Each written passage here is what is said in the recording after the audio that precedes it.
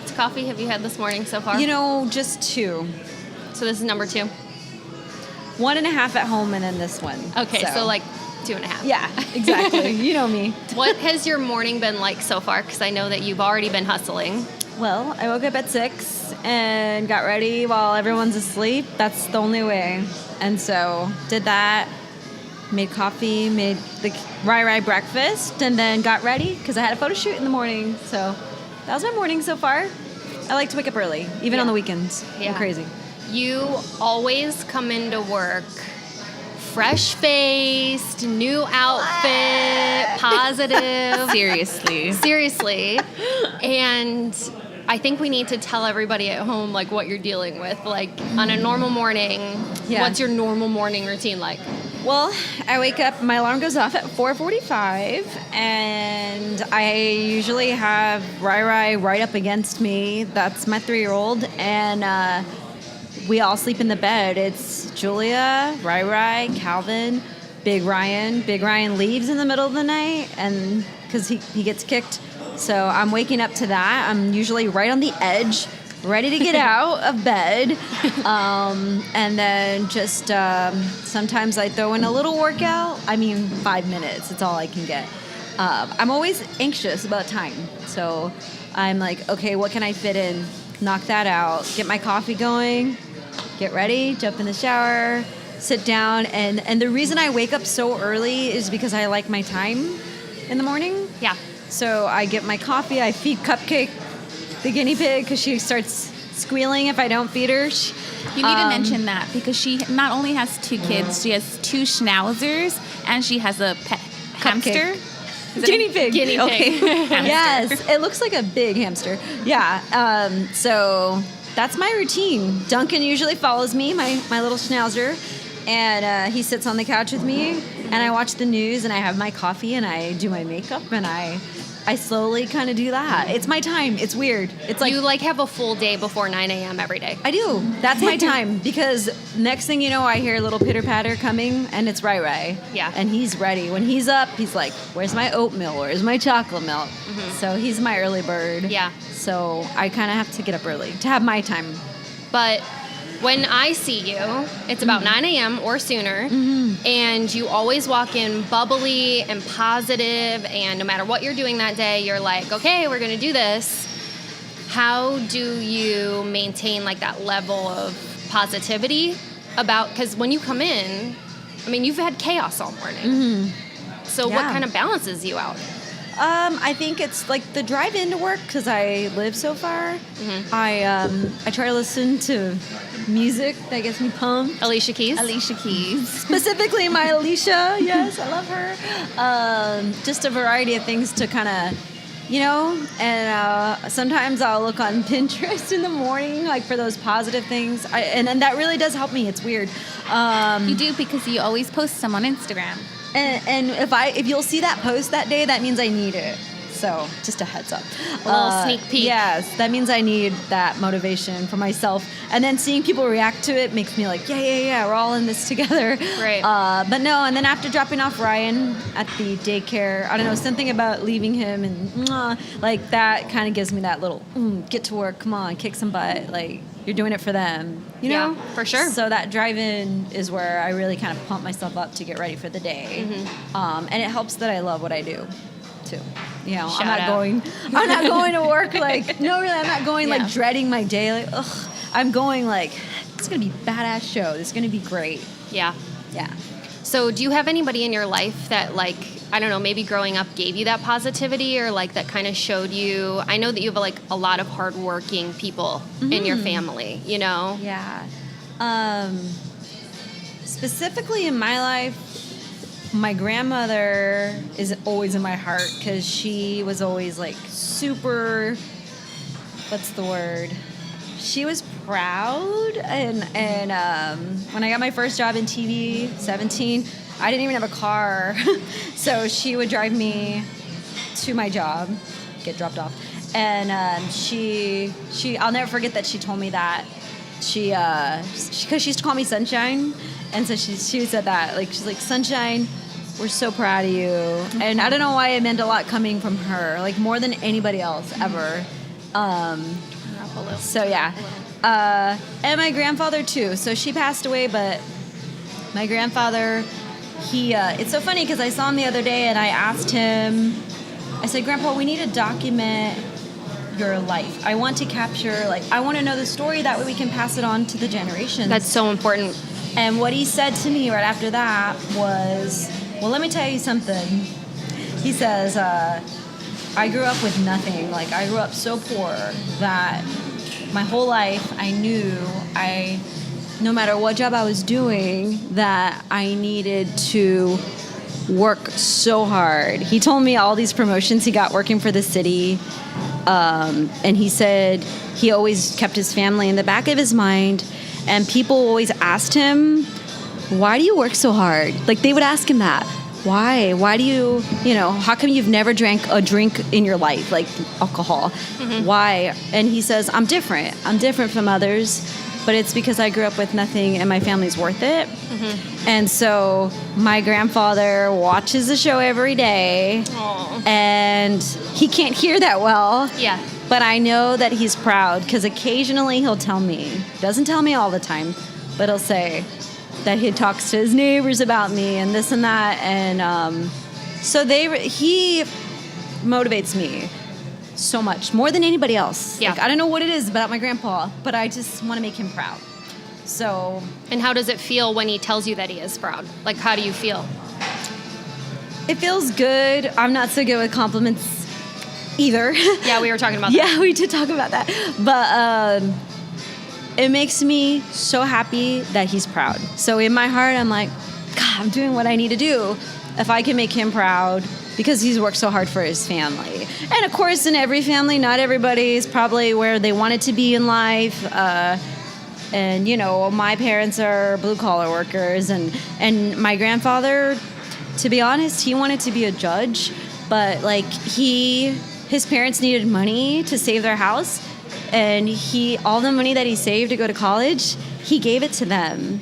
And that's so selfless. He never brings that up. And he doesn't even know that I know that. And he never complains. But he's so smart. And I know he would have been the best judge. But that just tells you a lot about him. Yeah. And so I try to always keep him in the back of my mind with my work ethic. Right. Because he always taught me, just to do the right thing. You do the right thing no matter what. If nobody's watching, you still do the right thing. And you give it your all in anything you do. Right. No matter what your role is, right? Mm-hmm. And so I hope that I can carry that on for my kids. And that is why I work, because I did stay home for some time. Right. And working is hard. To have kids and work and a husband is hard. So I always keep him in the back of my mind. I don't think you're alone, and that's why I'm excited that you're kind of sharing your story. Whew. And I hope that other people will get motivated and inspired when they hear it. But kind of going back, you said that your grandma drove you to your first job. Yeah. At 17. Yes. And I'm so impressed when I hear that, because you were literally working in the industry at 17, hadn't even graduated high school yet. Right? I just graduated. Just graduated? Yeah. And you even said, you had braces at the time. I did have braces. You were a little girl. Yeah. What is it? Most people work up to that, right? And you just went right in. So kind of what was that experience like? To be honest, I wasn't confident. But I had an awesome teacher in high school who was confident in me. And looking back, that really was the reason why that I even got in there, my foot in the door, because of him. And I didn't believe in myself. Right. I'm not going to lie. I was like, what are you thinking? Why are you telling them I can edit? I don't know how to edit. Not with their equipment. And so, but he lied to them. Didn't you say he lied? Did. And he's like, I'm telling them you can, and so you're going to do it. I don't know if I didn't have him, who knows where or what I would have done. What was his name? Mr. Rios, Mario Rios. He's still around. Shout out. And what was your high school again? Southwest High School. Southwest, yeah. And the program, was amazing, Dragon News. So, I don't know. And I kind of got thrown into journalism just because of you met your English requirements, let's get you in there. So anyway, it's funny how things work. But being 17, going in to Ken's 5, I remember the editor I worked with, her name was Cindy Good. She told me, after my first week, she could see the stress on me. Like, I messed up. My first day, I edited the wrong video. And then, and it was tape to tape, and I thought I was all cool and good.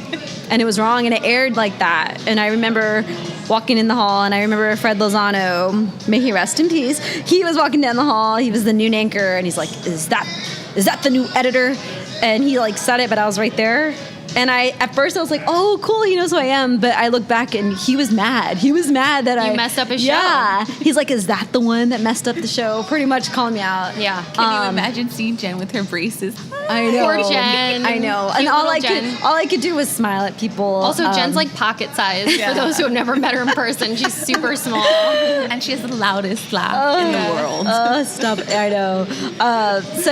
So that happened, and Cindy told me at the end of my first week, she says, the one thing about this job is you're going to realize, because she saw it in my face, you're gonna realize that you might not want this. And she told me that, and I don't know, that's always stuck with me. And I was like, dang, like it was okay to say that. I don't know. I guess I had just been pushed.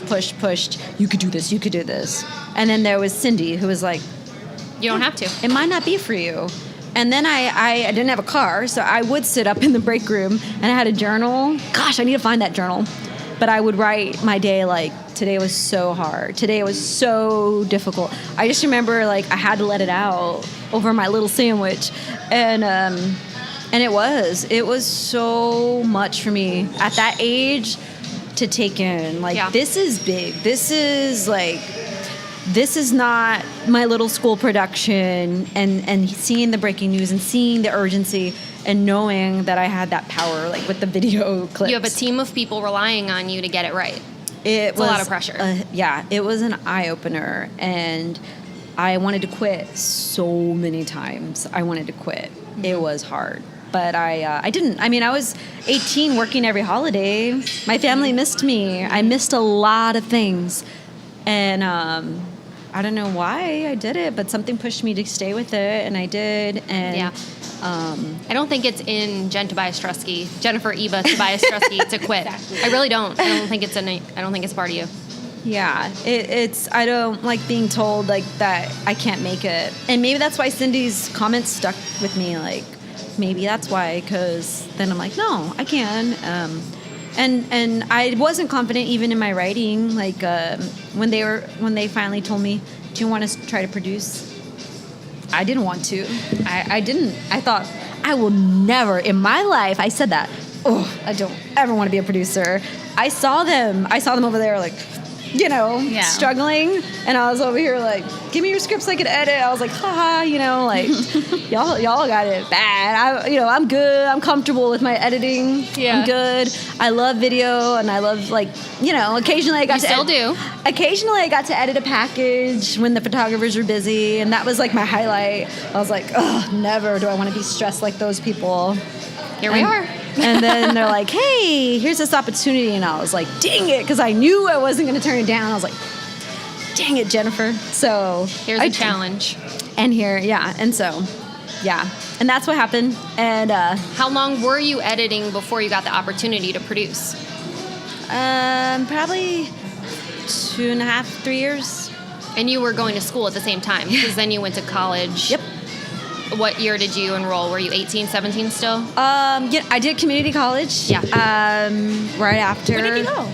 I went to Northwest Vista. Oh, cool. And then I even did a semester at SAC. I was kind of like, it took me a while. And then I eventually transferred to St. Mary's, and then just wanted to, once I got there, I was like, I need to knock this out. So, then graduated. So, doing both at the same time was a challenge also. So then you got into producing, and I'm assuming you went through some training, right? And then when did you get your first show? Yeah, so I had to do a writing test, and let me tell you, that took me like forever. Oh my gosh, we could do like a whole podcast on writing tests. That's stressful. stressful. It's the most stressful thing ever, and I should have like a leg up, right? I should know. I read these scripts every day, but I'll never forget Mike Barger, executive producer. I don't know where you're at, but he walked in and he's like, shout out. He's Shout like, out to he's Mike like, he Barger's walked show. in. He's like, you're Guns still blazing. He's like, you're still working on this. I was like, listen, you. But yeah, so I remember getting called out on that, and maybe I needed that. I was like, dang, I'm taking forever, and I thought I was like, cool, but he was like, you're still working on that one script. I was like, sorry. So that was not fun, but then they asked me to be an assistant producer with the morning producer, and so I was her backup. Her name was Jolie. She now works for Cibolo Nature Center. Cool. And That's awesome. she's I got lucky because she's one of the smartest people I've ever met in my life. Like, she's just one of those people that knows everything. Just intelligent and a very good writer, fast and witty, and just Quick on her feet. oh yeah. So I got lucky. Now, she wasn't, and I know if you're listening, Jolie, you know this, but like, don't push her buttons, because she was yeah. going to put you in your place. So I was kind of scared of her. But I think I needed that. I think I needed that kind of person. If I was with somebody too nice, I wouldn't have learned as much as quick. And because of her, I think she helped me to become a better producer.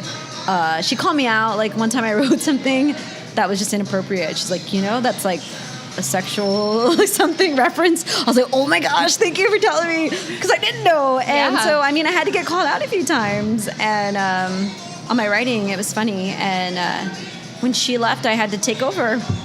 There was nobody else. And that's kind of how it works. She left, and they asked me to take over the whole morning show. And never in my life did I think I would do that by myself. But I wasn't alone until they hired somebody else. And but she prepared me for that. And I don't know. I think I have her to thank for just kind of thinking quick and breaking news. Because, of course, in news, that's important. They always ask, how can you handle breaking news? I was super confident with it because of her, And I'll never forget when Our Lady of the Lake was on fire, and I had to come in extra early meaning like 7:30 at night for the morning show. Right. But we worked our butts off for that show, and that's the show we won an Emmy for. But I wouldn't, it was because of her. I don't know, it really mattered. When I look back, it's like those people in your life that you worked with, those Mentors. Those coworkers that I don't Push know you. what I would have done without her. I hope you she don't- knows that. I never told her that, so. Yeah. You should tell her. I know. But you can't really like seek out mentors, right? Like, they just kind of, you stumble upon them in your life. I know. I mean, right? I mean, you can't find them. Yes, and Hector, I have to mention Hector, because Hector is my boss, chief editor, who hired me at Ken's, and he reminds me of my grandpa. He's one of the most ethical people I've ever worked with as far as a boss, and I still see him sometimes out in the field, and every time I see him, what he tells me? Every time, he goes, do you know how proud I am of you? Oh. Because he knew back then that I wanted to be on air. He knew the struggle. Like, Yeah. I think he saw it. He saw me trying behind the scenes. He saw me there when I shouldn't have been there, working, shooting extra video clips. You know what I mean? Doing things like that. And he is a great mentor. And I have to say, like, I was always early because of my grandpa. Yeah. Like 30 minutes early to You work. weren't in control. Somebody else was driving you. But Hector said that one time. He said, you're always early. He's like, thank you for that. And I'm like, and I told my grandpa that. And my grandpa still remembers that because it made him happy. Like, he felt like he was part of it, you know? Like, he's like, oh, he told you that? Well, good. I'm glad, because I think my grandfather's stressed to get me earlier. Yeah. But anyway, mentors, yes. So that was a struggle, but I think it was a few years after, so it was probably like 4 years after becoming an editor. I took over the morning show and then did that for a few years. Eventually, they wanted to launch the 4 o'clock show with Deborah Knapp, and that was my chance, because they had already heard an earful from me, like, ready to get out the morning shift, like, so Ready to not work overnights anymore. So ready to live like a normal person. Exactly. And so they asked me if I wanted to take that on. That was your baby. The 4 o'clock show was your baby there. And that wasn't easy because, let me tell you, because Tell me, Jen. the anchor that I worked with overnight is quite difficult. And he mentioned, it's okay, we're going to be open here, to Deborah that, good luck with her. Like, try to call me out. I was like, oh, okay. He missed me later, by the way, when I left. I heard. He was like, God, I want Jenna back. But at the time, I think he scared her. And she told me that. She told me later, after the show launched, she's like, did you know that I was nervous to have you as a producer? Because, in the workplace, I guess people talk and people say things. And don't let that stop you, right? Because people sometimes they only see one side of you, right? So it was kind of funny to know that later that somebody told her, like, hey, good luck with her. And do you think people were giving you pushback because you were so young, too? I mean, was that an issue or inexperience or just... Probably a combination of things. I always worked hard to kind of cater to your anchor style and all that. And some people you can't please ever. So I think that had something to do with it. But and it all depends who you work with, too, because with Deborah, she liked my urgency because I was used to that quick. And so when she would come to me last minute, Jen, I found this really cool story because the 4 o'clock was more fun. And Deborah's your co-anchor, right? So, she was the anchor for the 4. She still is, I think, now. But she'd come to me like with 30 minutes before the show. Jen, I found this really cool digital video. It was back when like Facebook was kind of new, like interacting with the viewers at home through Facebook. It was all kind of new. I found this. Can we add it? And I never told her no. And I think she liked that. I was like, because I was okay, like just putting it in fast. Yeah. And so she told me later too, like, thank you for always being open to my ideas. And so, again, just picking all that up with the morning show and being an editor, it helped to build that, where I was okay just throwing things in. And that helped me. And so then she had a respect for me, and even now we're great. I mean, she always said she saw me more as a daughter, and so I learned a lot from her. She helped me with my track. Like, she knew I would go in on the weekends and do stories. And she would also a great mentor. And I think that's important, like to tell those people that were your mentors, thank you. Tell them thank you. You go back and like the way you said, you never told who was it? Jolie. You never told her thank you. Like, I never did. But like you're saying it now, and you're like, wow, like I should have told her thank you because she probably never knew. Exactly. She probably never knew that she meant. I still don't think she knows. Up to tell her. And call her on the way home. And if you do tell her, it might make a difference. Like, you know what I mean? Like, wow, I helped that one person. Like, I made a big difference in her life. Look at her now. Like, I know, you're right. It's worth pointing out, too, that this show Jen took on, the 4 o'clock at Ken's and launched it, was... And I think still is number one. Yeah. And Jen and Ken's was not number one at that time. So Jen came out. Well, the morning show was. The morning show was. When I was there. But I mean, that's a really cool thing to point out is that I mean, it always takes collaboration, right? But you should probably feel really proud of that. She started from the bottom. Now she's here. My brother sends me that meme all the time. But well, okay. So I think something that's really interesting is how you made the transition from editing to producing, and then producing to being on air. I think a lot of people are really uncomfortable even admitting that they want to be on air, right? Because that's probably the most competitive part of this business. So tell me a little bit about how you started to make that transition, who you leaned on, kind of the things you did to practice. That's a good point, Katie. You do feel, especially somebody like me, like I felt uncomfortable bringing that up. I think you're right. A lot of people feel like they don't want to admit that they want to be... Especially because she came from the producer background. You're always behind the scenes, and you see these people on air, and you're like, how do you tell them? Or like, you know what I mean? I don't know. Like, I will share a quick little story, though. Like, when I was in high school, I got thrown in front of the camera in high school. Never thought I'd want to be in front of the camera. I wish I could find that video, because I was like looking down. Can you imagine? I was reading the news, and it was like squinty eyes, braces. Can we please get a picture? But again, my teacher, Mr. Rios, he pushed me. He's like, I'm gonna put you. Somebody was out. The main anchor for the Dragon News, she was out that day, and he needed me. So I was like, all right. But I could never watch myself on TV when the news came on. Never. I would look down. I struggled a lot with that. And I still do, like, as far as confidence, like, maybe it's a woman thing, but I struggle with that. So there's that challenge. But he made me feel a little bit more confident. Right. That's where it started. I was like, maybe I can do this. And then, as I became a senior, we would go out to the rodeo, and I got to do some little fun live shots. Yeah. I felt a little bit like, hey, this is fun, and I loved it. That's where it sparked. We went for a field trip to KSAT, and when I saw Leslie Mouton, I still haven't told Leslie this story. But, I can't tell these people. I know. Leslie better listen. I sat and we watched the noon newscast. Mike Osterage popped his head in. Doesn't remember me, of course. But I remember he popped in and made a funny face, and we all laughed. And we sat and we watched Leslie, and she blew me away. She was so sweet behind the scenes, so professional. Top Still notch. is. She's amazing. And I sat there, and I don't think it affected everybody else the way it affected me, but I just, something in me, I'm like, this is it. This is what I want. This is what I want to do. Watching her was like the most inspiring thing ever. And so when we were done, I told Mr. Rios that. And I think he saw it in me too, and he felt it. I was like, this is what I want to do. I was like, that. Oh my gosh. Like, he saw it.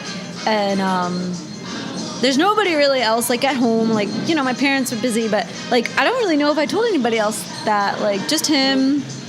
I don't know. It was just in here. And so, Little fire. It was that moment. Oh, gosh. Like, you knew. Yeah, I'll never forget it. Never. And so, making the transition, moving forward, Ken's 5, I knew it was still there, but I was intimidated like crazy. But I was open to telling my news director.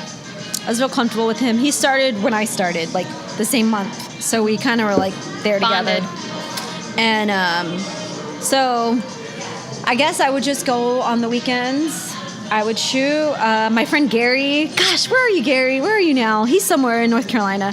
He's my buddy. He's still my boy. Gary was there with me, and same with him. He wanted to be on TV. He was way more confident than me. Way more. Yeah. But he would go with me, and he would shoot for me, and I appreciated that. Shout out to Gary. For him? No. I was like, look, let's do my stuff. All right, maybe we'll get to your stuff one day. Sorry, Gary, but yeah, no, I didn't have time to shoot. But there's so many people that helped you. He helped me. Yeah. Oh my God, he helped me. My friend Chris Sadeghi was a reporter there. He knew I wanted to be on air. For sure. He helped me. He would take me out and help me with my stand-ups. I had these people behind the scenes on our own time that we were out seeking these stories. And this is where the features come in, because I would lean towards those more feature pieces, right? Right. They were shooting a movie in Fredericksburg, 7 Days in Utopia, with Robert Duvall. Right. And I was like, we're not covering this? Well, our sports guy was in the movie. He had a cameo, and nobody was covering it. And so my dumb butt was like, I'll go cover it. And it was like I had to drive with the sports photographer all the way to Fredericksburg, had my little camera by myself. I shot it alone. And they ran it on the... What is it? Sorry, great day to say. They ran it on their entertainment show because it was shot, it was edited. I was like, here you go. But I mean, that took time, you see? And it took, it was 100 degrees. Yeah. I met the little guy from Entourage, Turtle. I don't know his name. I don't know Turtle, his name. yeah. But you took those opportunities that people didn't want to do to do them. And you looked for, also with the Dragon News, somebody called off. I'll do it. Yeah. You know what I mean? You have to look for those opportunities. You do. Where Those You no's do. and turns them into yeses. wait. Yes. Yeah. And so and there's the hustle aspect there too, because you realize that you have a job, right? Yeah. You're an editor, you're a producer, you've got things that you want to do, and I think I'm going to come in on my own time to make this work. Oh, yeah. I'm going to come in after hours. I'm going to come in on the weekends. Yep. And it got to a point where, this is the really funny thing, I did that story on the movie, and I did a stand-up. I had the sports guy's wife, Joy, shout out to Joy, hold the camera. I was like, can you hold the camera? I got to do stand-up. She was just tagging along with Joe. So she shot it. I was like, I'm just gonna do a quick stand up, because I wanted to to get in it too. And when it ran, here's the funny part. My news director, I gotta do his impression.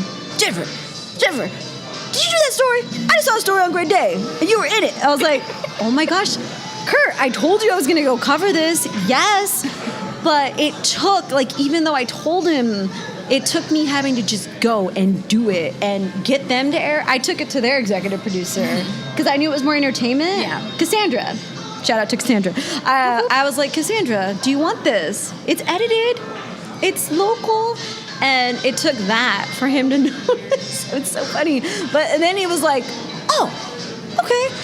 Then a switch turned. And then it was like, I had my 4 o'clock show. I was sneaking in stories in my own show. Mm-hmm. I was writing scripts. Still doing it. I was writing scripts in the morning, and there was a day I remember. I'll never forget that day. Which is Jen's least favorite job, scripts. I was writing scripts in the morning, and then I edited a whole package that same day for the same show. I don't know how I did that day, but I just wanted it so bad. Yeah. I wanted it so bad, and so I was like, screw this, I could do this. So I did it, and that kind of became the trend where they just trusted me. And again, that comes with time and building that trust. And Kurt let me do that. But it took time, and it took me coming in on the weekends. And you can't just come in on your first day and be like, so you hired me to be an editor, but how soon can I be on air? Mm-hmm. You've got to earn respect. You got to earn the trust of the people around you. Yes. And make sure you're doing your job before you look to something else. And when I got hired in Colorado... Yes, so Colorado is your first on-air job that you were hired to be on air for. Yes. And I turned down a job in Reno, by the way, before that. And I felt really bad about that. And I feel like it's important to talk about that because sometimes you feel like you'll look back like, what would have happened? Like, what if I would have gone? And their news director seemed like he was ready to take me under his wing. And my Vicky Buffalino, former anchor, she said, I'll talk to him for you. So I felt bad that I didn't take it because she kind of put in a good word. I don't know why I didn't. But did it come between those two jobs, or did you just? It came first, and you didn't take it. It came first. And so you often, I think a lot of people will just jump to that job because it's the next thing, right? But you've got to feel it. I tell you what, after I got that call that night, I was like, what do I do? What do I do? And I promise you, I saw a twinkling star in the sky. I thought it was a sign, like it was my grandmother, like, do it, sunshine. But there was fear in me. I'm from San Antonio. My whole family's here. And I was going to be alone. Yeah. I had a boyfriend, but even he was like, dang, I don't know if we'll last. So at the time, I think all that kind of played into it. And I knew I wasn't going to make that much money. Yeah. My parents can't provide money for me. So I think all of that, it's a struggle. The news business, they don't pay well. Right. I had to keep all that in mind, and I really regretted it at the time for a while. And then when Colorado came around, gosh, Colorado, I love you. That was cool. I was able to go, and Ryan came with me, fiance at the time, and Kurt, my news director, he didn't want me to go, but I love him because he talked to her on the phone, and he's like, I told her. I said, I don't want her to go. I don't want Jen to leave me, but I guess you could have her, And that's the best recommendation. So I know. It really is. So he laughed at me and he's like, I don't want you to go, but you need to go, and this is what you want. And so it's like, thanks, Kurt. Did you feel that fire in you? Like, did you feel? I was nervous. Like, I was like, oh man, all this time I'm still this producer sliding in stories. Yeah. And then now it's like the real deal. And there was a lot of changes when I got there. Like, the news director didn't stay there long after the one that hired me. It was a different city, and to be honest, I didn't feel like I cared as much about. It's so interesting. Like, you get there, there's people's stories, but my heart, I felt like I couldn't connect with these people. I don't know these people. I'm not from this community. Right. I didn't have that connection with the community, and so that was a struggle. There was a disconnect there. Everything's so new. I got 3 speeding tickets in 2 weeks just being in Colorado.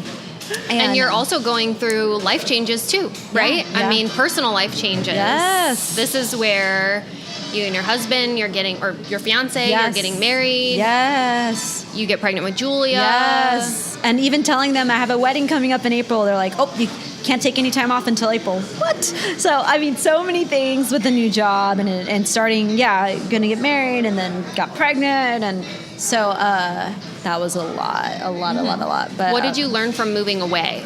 Because I think a lot of people get comfortable, right? They're like, I'm not going to move because this is my home base, my family's here, my friends are here, and they're scared. So what did you learn from that? From moving away, it was good for me. I think it was good for us as a couple, just to not depend on people. I think it makes you stronger, so much more stronger than you were before, even if you don't realize it at the time, but it is. And kind of like having to force yourself to network with other people, seeking out different groups within that community. Also, it's fun. I mean, to me, to get to be open to new things, new culture, and all kinds of stuff like that. So that's what I learned, that it just made us stronger.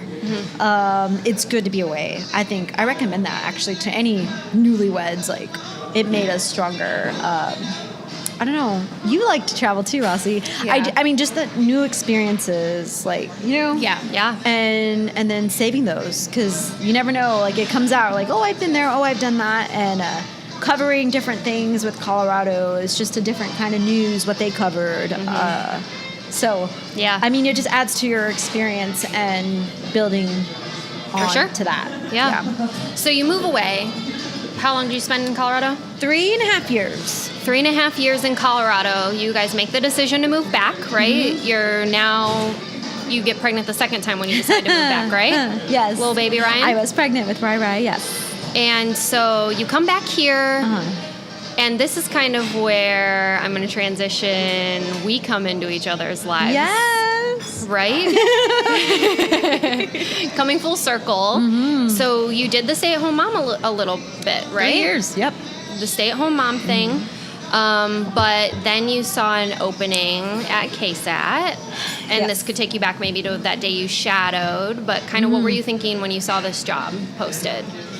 So here's where it started. I was happy being a stay-at-home mom. You know, I kind of was like, I had adjusted to that. For all of you who don't have kids, you'll know when you have your kid, you don't want to leave them. You don't. And so... My sister says that all the time. You don't want to leave them. So I was comfortable with that. And one day Ryan comes up to me and is like, hey, you got to go back to work. I'm like, all right, doesn't bother me. I'm here to support my family. No stranger to hard work. So I was like, all right, are you sure? Because not to toot my horn, but I'm like, I can get a job tomorrow at Ken's. Like, they'll probably hire me. They're my family. But he was like, yeah, no. We're going to have to work together on this. You gotta get back to work. We gotta save more money. Okay. So I reached out, and that's kind of where it started. And I don't know if you know this full story, Katie, but I'll try to sum it up as best as I can. They had an opening at Ken's. They already kind of reached out back and forth, negotiating what I would want and pay. Then I had already applied for SA Live back when I was in Colorado for an MMJ position. Didn't get that, but I did come in for an interview while I was pregnant and told them, by the way, I'm pregnant. By the way, there's a baby cooking in this belly, but I can still do my job. Yeah, I will do it. And so that I didn't get that position, even after coming in person. The MMJ position. Right. So time went by, and there was another opening after I had my son. That's when Ryan approached me about going back to work. So Ken's had this opening. Producer will let you do some on-air stuff too. I was considering it. Then Mr. David Cusio, he called me.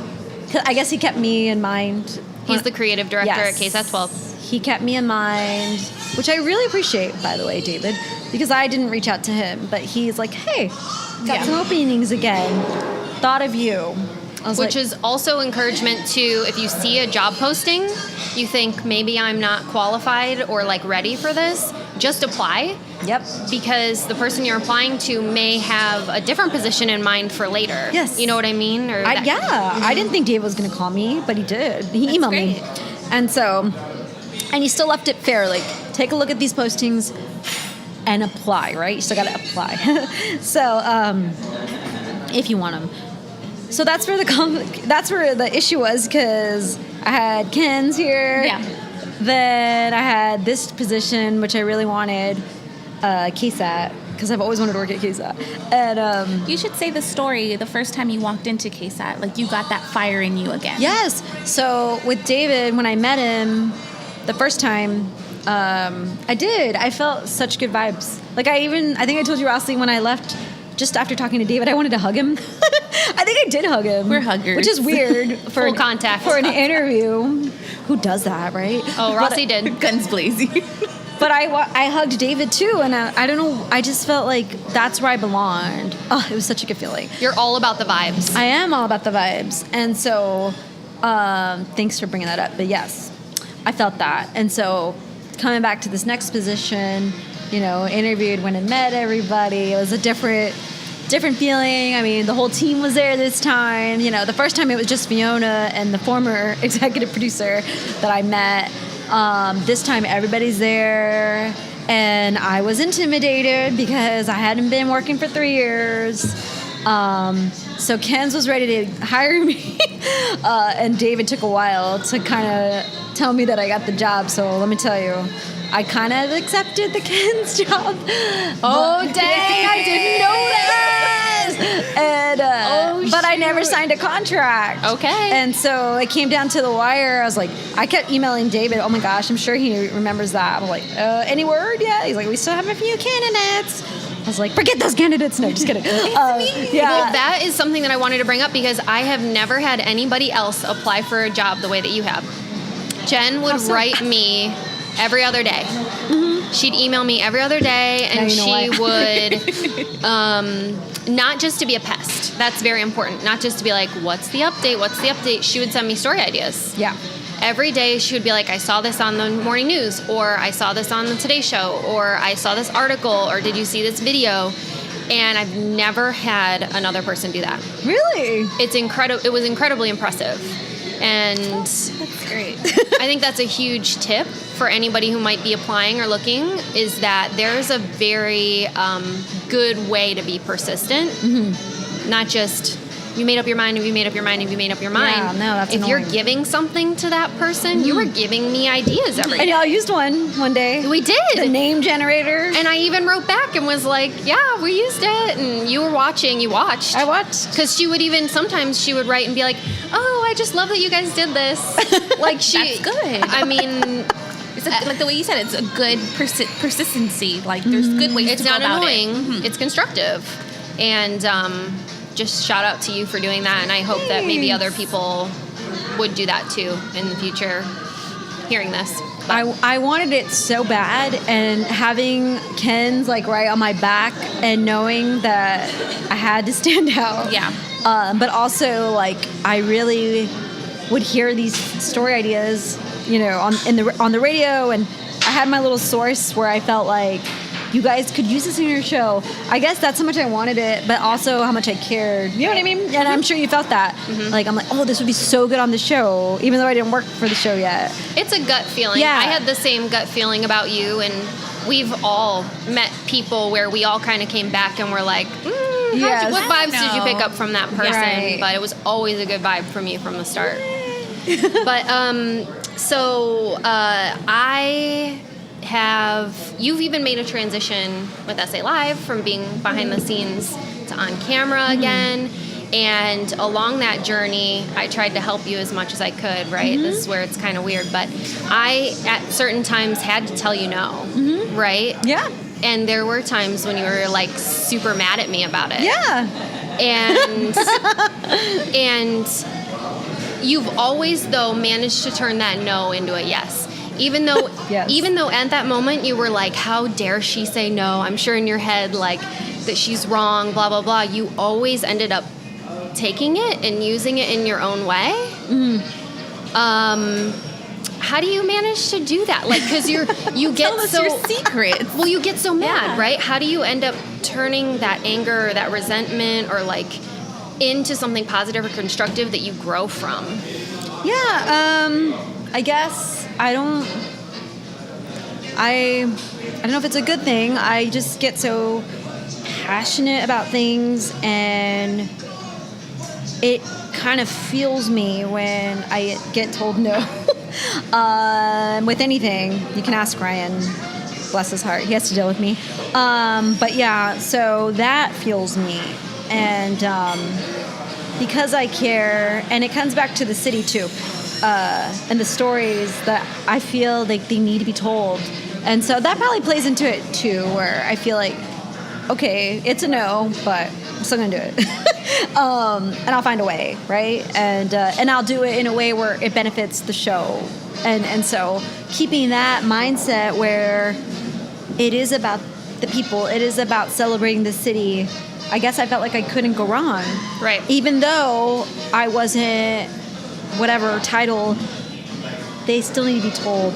And looking back now, you hear my story, I'm always gonna, if I have to work a little extra to get something in because I think it's worth it, I'm still gonna do it. And now you know why. You hear my story. I've always had that mindset. Now I have kids, I can't probably do as much as I did back in my 20s, you know. You have to have priorities. You have to set boundaries. Yeah. Yes. And so I am thankful that I have the flexibility with our show and to be creative, to find time. But also you're passionate for stories. Like you're a storyteller. Like that's what your passion. You want to share those San Antonio stories. And I feel like it's missing. Somebody told me that the other day, even at KSAT, even in news, like we need more of the positive. I'm really passionate about that because coming from news, I mean, I'm tired. I was tired of reading those police reports, and there is so much negative in the world. Now, being a mom, I want to also share the positive. Like, people know that there are great people in the city. There are amazing stories. So that's where that passion is, to share them. I think it's me doing my good deed to the world, my little contribution to, I don't know, the world. I'm super excited to see, like, where this whole, like, digital phase that's coming in, I feel like allows a lot more room for the positivity. And I hope that news continue to go in the direction of like good content versus like just hard news.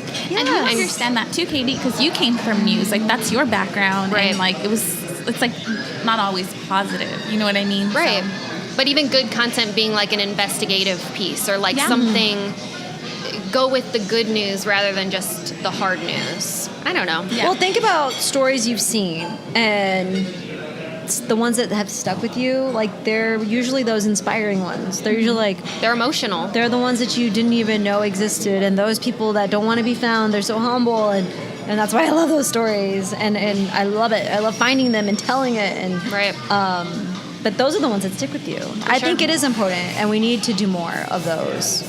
The nonprofits that we were introduced to, I mean, there's so much good happening, and it deserves to be told. You know? Yeah. So, what advice do you have? We've kind of come a little bit full circle here. Started at the very beginning, started at the bottom, now we're here. Yeah, exactly. What advice do you have to maybe somebody young who's listening, thinking about breaking into the business? Maybe they've been told no. Maybe they want to be on air, but they're behind the scenes right now. Just any advice that you want to give? Yeah, you just can't give up. But I think it's important to know that you do need to work for it. And the harder you work, it's always, and this comes from my grandpa too, but the harder you work, it will get recognized. Maybe not at first, you know, maybe you have to go the extra mile to finally get noticed. For example, going to Fredericksburg, finally my news director noticed, even though I told him I was going. They're busy. I mean, your managers and the people above you, your mentors, they got a lot going on. And now I look back and I can say, well, he was too busy. And he's not going to be listening to every little thing I'm throwing at him. So you got to go, you got to stand out, you got to work hard. And eventually you can do anything. Oh my gosh, I really feel that you can do anything. And I never thought that I would be comfortable enough to even fill in for Fiona. My gosh. When I started, I was so quiet because that's how I am. I take time. And I always saw that as a flaw. But now that you guys have the full me, you know, like, that's like me letting y'all in. And I'm kind of glad that I'm like that because it's just who I am. It's how I am. So, I don't know. Just, you got to get comfortable. You got to find good people to work with. You have to just work really hard and know that you can do anything. I don't know. I still get nervous filling in for Fiona, and I feel like you're always growing. And don't ever feel like you're done learning because you're not ever Super done. important. Yep. Never. Humble. Stay humble, yes, right? Please. Please, kids. Stay humble. And there's always somebody that's willing to work harder than you. Always. And so you don't want to give that up. Like, that work ethic is very important, and I feel like it's lacking with the new generation, just because. And when people notice that effort, like Katie, like you were consistent and you were persistent, like with sending those emails, and not only just, hey, what's the update? No, like, hey, here's a great idea for your show. Like, you know what I mean? You were interested, you were invested in the show, and people need to do that. Like, you know what I mean? Like, they shouldn't expect to get something. Yeah. Right. Yeah, you don't just deserve something. Exactly. You need to work for it. I didn't just go to school and so now I need a job, but yes. And also I love everybody has a phone, right? Everybody's got a camera on their computer. Yeah. Just do it. Do it. Just do it. Just do it. And I love that you said too, like, that you had somebody out on a story just hold a camera for you. Like, use the resources around Joy. you. She was a hoot. Yeah. She drove me around on the golf cart. She was Don't awesome. wait till you have a fancy camera. Don't wait till you've got the job. Don't wait. Just start doing it Start doing it. Yeah. And ask those around you. I was lucky to have amazing journalists that had years of experience right there at my fingertips. So I could be like, I mean, I could have just not asked them anything, but, you know, because I know my stuff to them was like, oh my gosh, she needs work. But they helped me. Yeah. And those mentors. they were great. So sometimes people aren't willing to help, but that's okay. That doesn't mean somebody else isn't. Right. You just got to keep trying. And I think that's important too. Mm-hmm. And just because one person tells you one thing, you know, Deborah heard my track and tried to show me how to, you know, sound better. But then I took it to the entertainment show and they were like, just be you.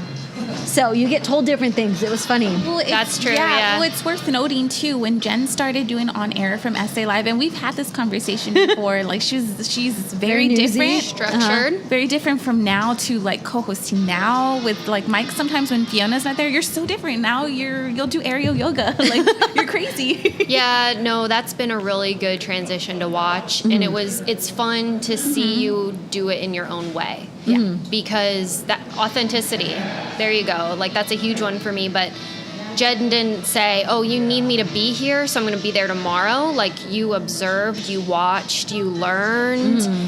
It's taken you time to be that comfortable, that willing to be transparent on camera, willing to take the lead. You know, I think it's a part of you to let the other people around you take the lead, you know, when they need to. Yes. But when you're on air, you've got to take it Yes. sometimes. And to your credit, you do that now.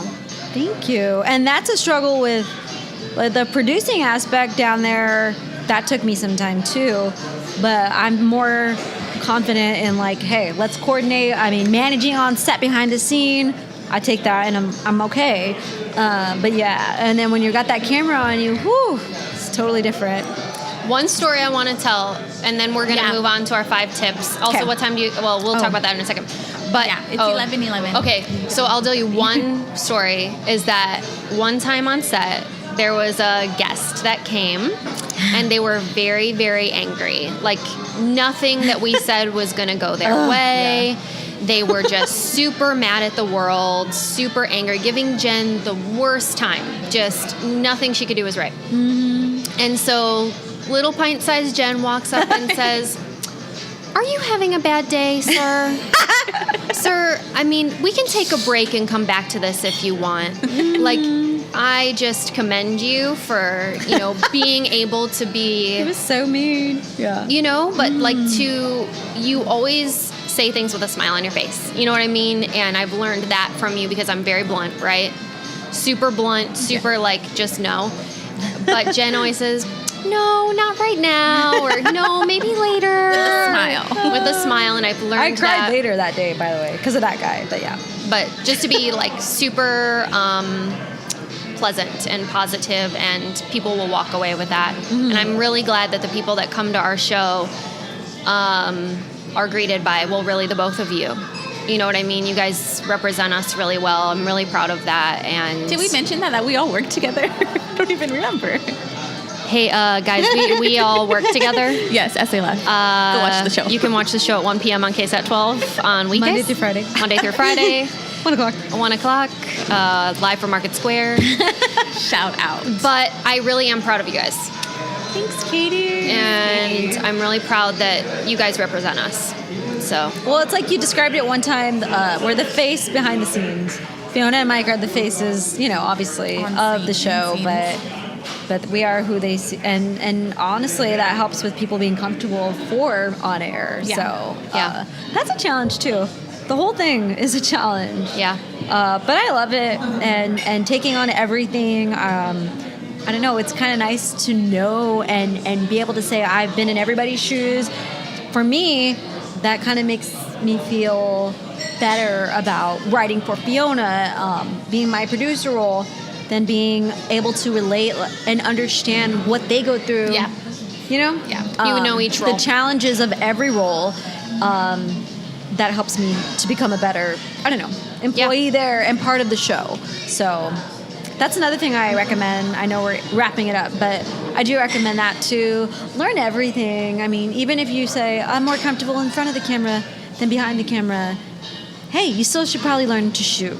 Just so you get their perspective. I think that's very important. Yep. We often get very judgmental, of other Yes. people's jobs, or they don't know how hard I work, or they don't know this about my job. Yeah. But to be able to say, no, I've been in your shoes too, and work There's more with that. empathy there, and I really have a better understanding. And you understand. It's not easy. It's not Fiona, what you do, honey. And now that I fill in, I have more respect because it's not easy. Right. Well, Jen, you're a pretty amazing person. Stop You really are. Okay, stop. And where can people kind of follow you? Because I know you've got social media. Well, you can find me on Instagram at Jen Tobias-Struski. You might occasionally see a picture with a sloth. Yeah. Oh, yes. Love the animals. Yeah, that's probably the best place. I mean, I have a Facebook page, same What's thing. your handle? At Jen Tobias-Struski. At Jen For both. Tobias-Struski. And you're pretty fun to follow, too, because you are posting a lot behind the scenes. Yeah. Yes, You get to go a yes. lot of places, and your kids are really cute, so. Well, they are. Pretty darn cute, yeah. Just because I'm the mom, I say it. All right, Jen. High five. High High five. Thanks, guys. This is so fun. Okay. Perfect. Have a good day. Thanks, you too. You rock. You Happy too. Saturday. You're awesome. All right, y'all are awesome.